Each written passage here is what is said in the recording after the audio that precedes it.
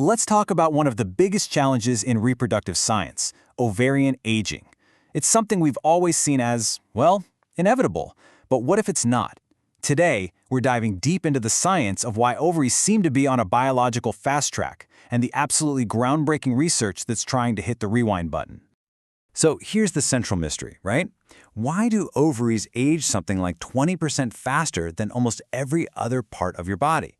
I mean, think about that. It's a huge head start. This isn't just a random quirk. It's a massive biological puzzle with profound implications for fertility and health. So let's unpack why this happens. And this graph, wow, it really puts it all into perspective.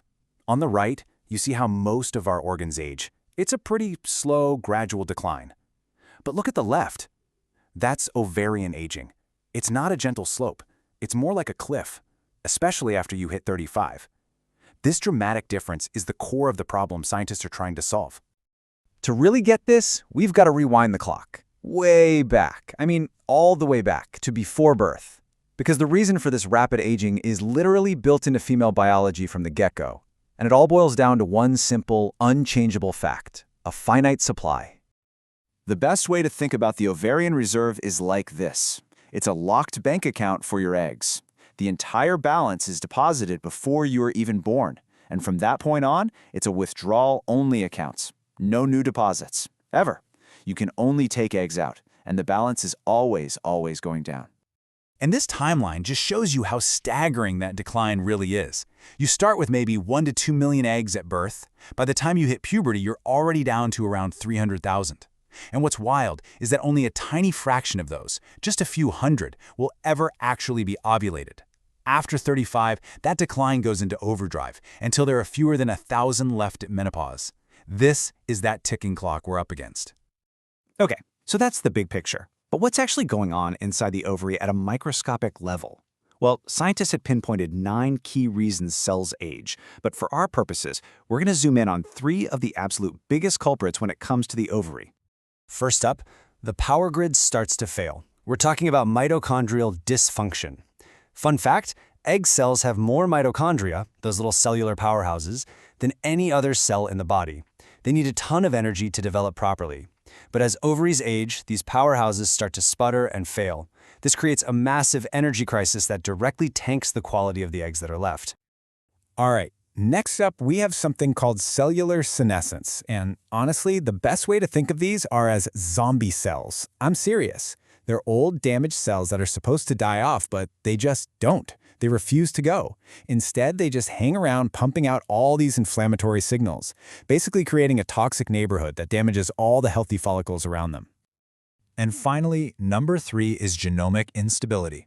Think about it. An egg cell can sit in a state of suspended animation for 30, 40 years. Over all that time, its DNA, its genetic blueprint, is just vulnerable to damage. And as we get older, our body's natural DNA repair crews get a little slower, so errors start to accumulate. This is the direct cause of that well-known maternal age effect, where the risk of chromosomal abnormalities goes up.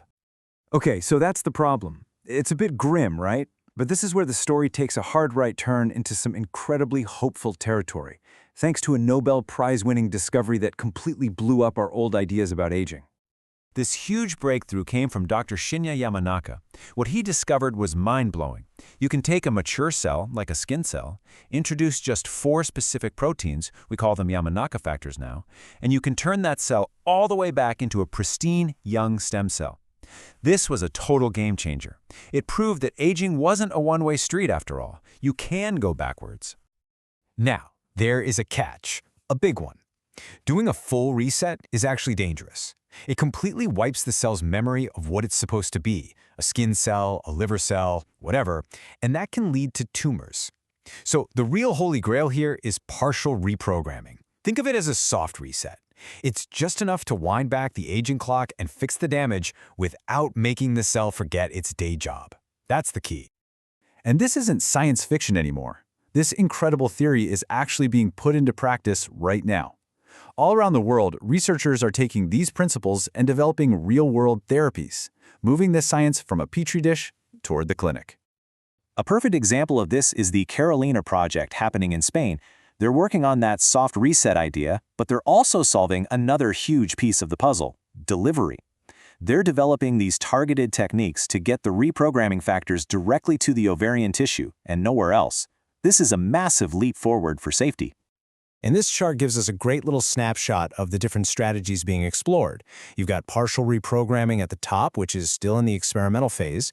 Then there's something called platelet-rich plasma, or PRP, which is actually already being used in some clinics. Below that, NAD+ boosters are looking really promising in animal models for powering up those failing mitochondria. And finally, senolytics. Those are drugs designed to hunt down and clear out those zombie cells we talked about. So all of this research is pointing toward a future that looks very different. A future where fertility might not be so rigidly defined by your birthday. So what's next?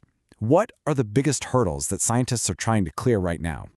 Well, they're looking at some really cool stuff. For starters, combination therapies, using a cocktail of these different approaches to get an even bigger effect. A huge goal is to develop better biomarkers, basically a true biological age test for your ovaries, so we can actually measure if these treatments are working. They're also refining those delivery systems to make them even safer and more precise. And maybe the biggest question of all, is it better to use these treatments to prevent aging in the first place or to reverse it after the fact?